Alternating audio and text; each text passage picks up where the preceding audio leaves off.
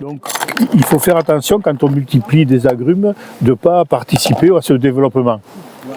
Donc je vais vous recommander de nettoyer vos outils.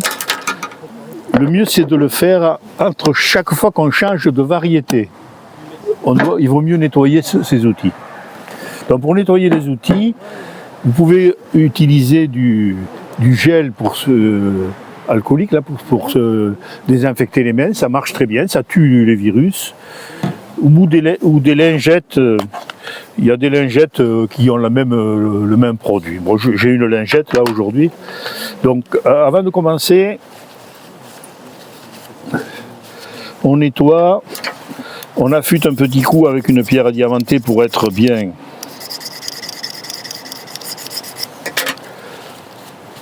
Et surtout le sécateur. Dans le sécateur, il ne faut pas qu'il y ait de traces de verre, parce que les virus ils peuvent se coller dans le verre là. Donc il faut souvent nettoyer. Donc vous me verrez souvent nettoyer, ça devient un réflexe quoi. Parce que bon, j'ai fait tout tester chez moi et ça m'arrive maintenant de m'apercevoir qu'avec mon sécateur j'ai mis la tristeza d'un arbre sur l'autre. Alors il faut vous rassurer quand même, d'un point de vue sanitaire c'est pas bon, mais il y a un remède. C'est le fait qu'on utilise des porte-greffes qui sont des croisements de Poncirus, donc citrange, citrumello, FA5, ça ne permet pas à la tristeza de se développer. La plante est porteuse saine de la maladie. Et si vous greffez sur Bigaradier, elle peut lui coller. Ou sur un volca, ou sur n'importe quel autre porte-greffe qui n'a rien à voir avec le Poncirus, ça peut marcher. Donc, au Japon, ils ne contrôlent pas la tristeza, mais ils ont rendu obligatoire les porte-greffes croisés Poncirus. C'est une autre manière de gérer le problème.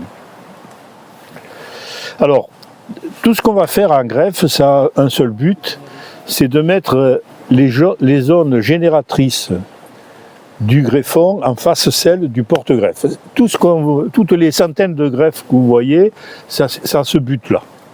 Dans les différents cas de figure, greffon petit, porte-greffe gros, en sève, pas en sève, tout ça, il faut savoir que le principe de base, c'est il y a une zone entre l'écorce et le bois qui s'appelle le cambium, et c'est là que se développent les nouvelles cellules du bois. C'est par là que le bois grossit. Donc c'est là que ça fait de nouvelles cellules. Et si on aligne exactement cette ligne, c'est une petite ligne du porte-greffe et du greffon, ça se soude et ça y est, ça démarre. La greffe est soudée. Si on le fait plus loin, c'est beaucoup plus aléatoire. Donc toutes les greffes que vous verrez ont tendance à ça. Il faut pas le perdre de vue parce que c'est le principe essentiel. Il faut attendre qu'il y ait la sève. La sève, elle commence à arriver en quantité importante. Maintenant, à partir de maintenant, et surtout dans le mois de mai, on pourra appliquer toutes les greffes sous l'écorce. En couronne, à l'œil, toutes ces greffes-là, quoi. Donc ça, c'est un FA5. Donc c'est un bon porte-greffe pour l'eau un peu calcaire et les sols un peu calcaires, c'est ce qui est recommandé. Donc ça, c'est un truc assez rare qu'on m'a demandé. Ça, je ne veux pas le greffer parce que c'est pas bon. Un citron Eureka. J'ai vu dans une serre où on avait relevé le côté un matin où il faisait -6, le citron Eureka, il a perdu ses feuilles, lui, il n'a rien perdu. Donc je pense qu'il est légèrement plus résistant au froid que l'Eureka.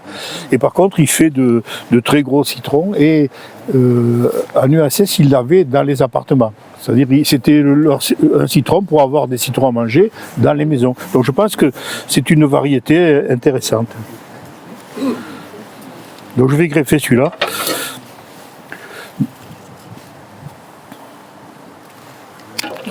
Donc je prends un bout, ici on voit, il y a une branche, là il y a un œil, là il y a un œil, donc il y a 3 yeux. Donc c'est largement suffisant, quand on greffe en principe avec 2, on laisse 2 yeux. Est-ce que c'est gênant si on laisse 5 ou 6 yeux par exemple? Oui. Je pense que dans le meilleur des cas, la plante ne laissera pousser qu'un ou deux, les autres ils seront latents. Et dans l'autre cas, si tout pousse, ça risque... Il y a une phase crique, à un moment donné, le greffon, ce qui pousse, c'est sur ses réserves propres, avant que la soudure soit bien faite et qu'il bénéficie des racines du porte-greffe. Donc c'est là que c'est critique. Si jamais on laisse trop Dieu, on va tirer toutes les réserves du greffon d'un seul coup. Et c'est là le phénomène des greffes qui ont pris et qui sèchent. Et là, vous en laissez combien? J'ai pas entendu. J'en laisse deux. Deux. Donc ici, je ne vais pas, comme c'est assez gros et ça c'est assez gros, je vais faire une greffe en plaquage de côté. C'est la greffe classique qu'on applique beaucoup. Donc ici,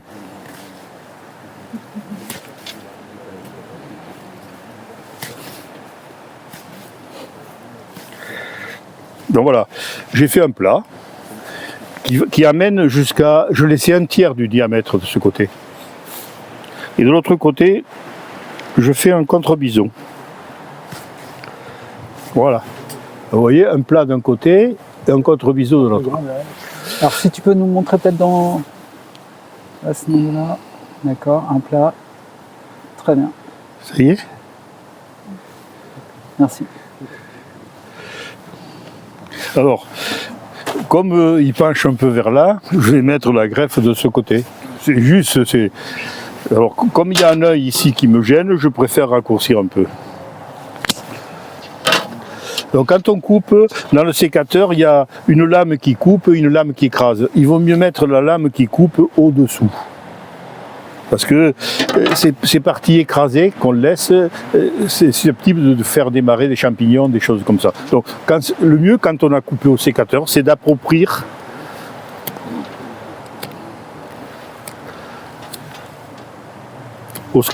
au couteau de greffage, au greffoir. Donc voilà, je mesure, je mets à côté mon plat, avec l'ongle ici, je sais que je suis à cette longueur, je retiens mon greffon, et là je fais le contre-biseau. Donc j'ai fait le contre-biseau, c'est-à-dire la partie qui va venir en face de mon contre-biseau de ce côté. Et derrière, après, je fais le biseau maintenant.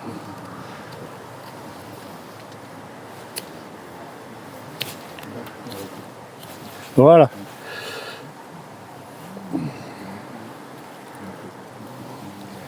Donc voilà, mon greffon il est en place. Donc là il baille un peu parce qu'il n'est pas serré. Mais vous avez un œil ici, un œil ici.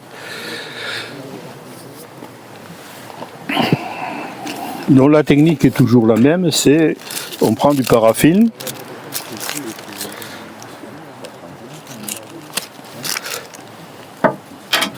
Et on le tend. Il faut vraiment le tendre. On le plaque. On repositionne le greffon et on va jusqu'au bout. Ça aussi, c'est pour pas qu'il se dessèche. Voilà, c'est pour créer une enveloppe qui empêche le greffon et la greffe de se dessécher. Donc là, voilà, là c'est étanche puisque les spires elles étaient recouvrantes, tendues, ça veut dire qu'elles se soudent entre elles. Donc ça fait une enveloppe. Alors ce film il est intéressant, il n'a pas été développé pour greffer, c'est un film médical. Hein. Donc il est très bien pour nous parce qu'il laisse passer l'œil. L'œil qui va pousser traverse le film. Sur des plusieurs milliers de greffes par an, j'ai jamais vu un œil qui tire au bouchon dessous. Hein. Donc maintenant, je vais attacher. Donc pour attacher, je prends une bande de caoutchouc et j'enveloppe. Donc je le fais à spire jointive. Là. Et je fais plus grand que la longueur, que la hauteur de la greffe. C'est-à-dire, je vais plus bas que la hauteur de la greffe, pour être sûr que je l'ai bien serré. Voilà. Donc la greffe est terminée. Ici, les gens qui craignent que si le porte-greffe envoie trop de sève et que la sève ne puisse pas s'écouler, ils mettent un coup de scalpel ici, comme ça la greffe, la sève elle peut sortir. Elle ne va pas rester dessous et pourrir. Donc là la greffe est faite. Donc normalement on doit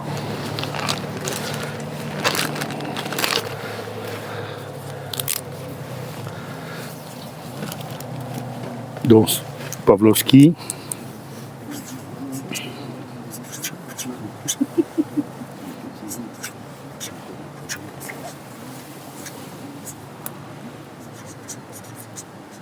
C'est le combien aujourd'hui? On est le 19 avril. Je suis restée hier, moi. Bon, 19, et derrière on met la date, comme ça on a une idée de le jour où on a bricolé ce truc. Voilà, moi je le mets ici. Je le mets ici, puisque dans les consignes que je vais vous donner pour la greffe, il faut enlever tout ce qui pousse au-dessous de l'élastique. Une fois par semaine, vous passez, vous regardez, tout ce qui est au-dessous, vous l'enlevez. Donc ça, c'est le certificat de variété du porte-greffe. C'est comme ça a été. Les porte-greffes sont faits en Espagne, puisqu'il y a une société qui les fait in vitro, les FA5. C'est des tout petites et qui les donnent aux pépinières, qui les font grossir. Donc ils ont un certificat. Moi, je préfère le laisser parce que c'est Livia en Espagne qui certifie que c'est bien du FA5. Donc, faut-il laisser garder leur travail, quoi. Contrôler, c'est difficile.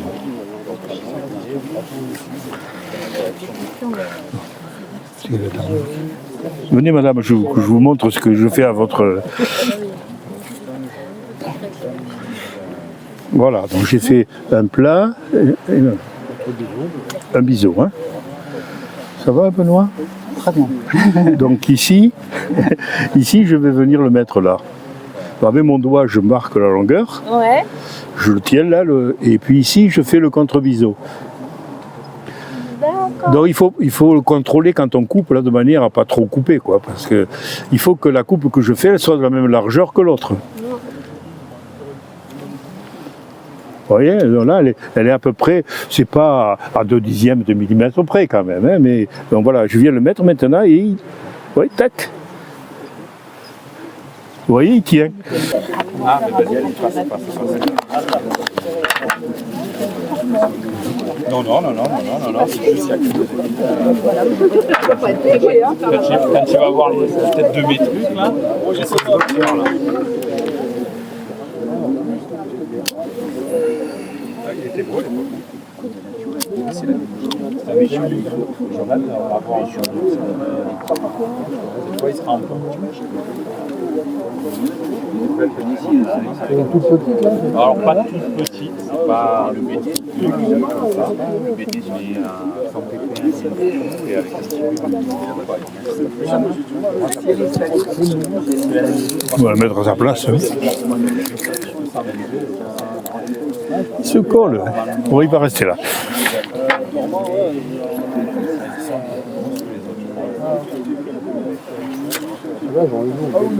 Voilà, donc là on va pouvoir... venez là. Donc là je coupe en haut, et là je vais utiliser ça. Donc, je vais faire une greffe en fente aussi.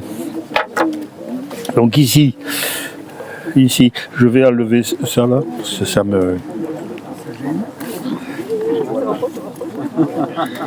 Et de l'autre côté... À quel moment ils ont été ramassés, ces greffons? Ils ont été ramassés, que je ne dise pas de bêtises, avant-hier. Ah, ils sont très frais. Ils sont dans mon terrain. Hein.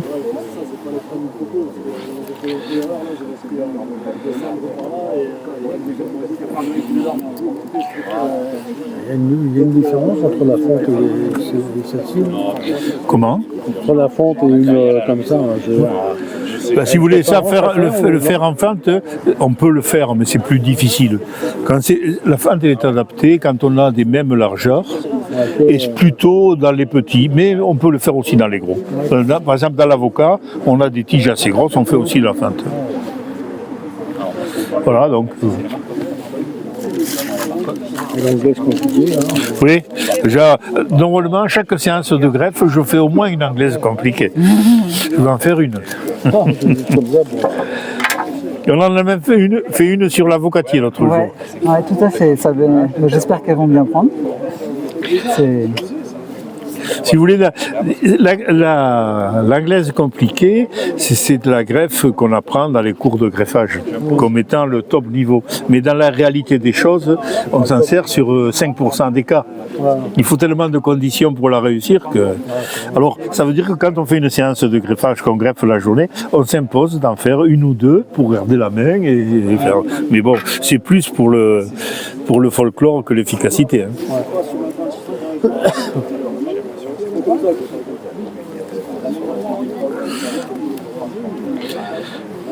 Vous voyez, je reprends parce qu'il se tord. Donc si je le...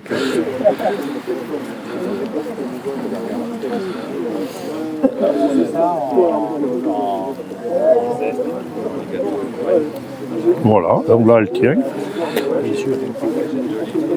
Il faut celui-là, vous le laissez pas trop longtemps dans ce pot.